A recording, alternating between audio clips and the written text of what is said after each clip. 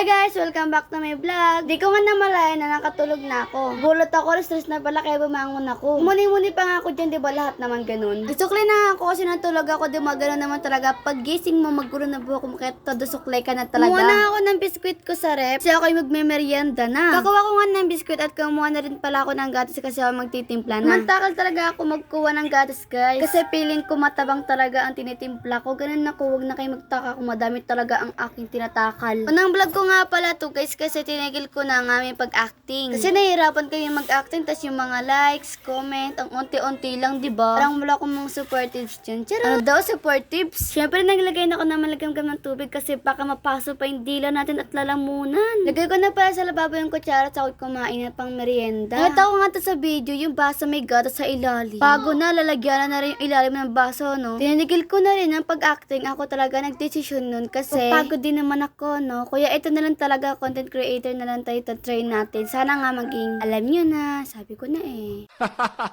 Gatas pa nga ako sa bibig, manhid ba ako? Joke lang po. Parang alabo nga ng camera ko dyan sa likod kasi zinom ko talaga yan. Pumunta naman ako dito kula lola. Ito naman nangangarap naman mag-tiktok si ante nyo, no? Pumunta naman ako kula tita at bumungad naman ng kulot na to. Pagkarating ko, nagmemerienda pala.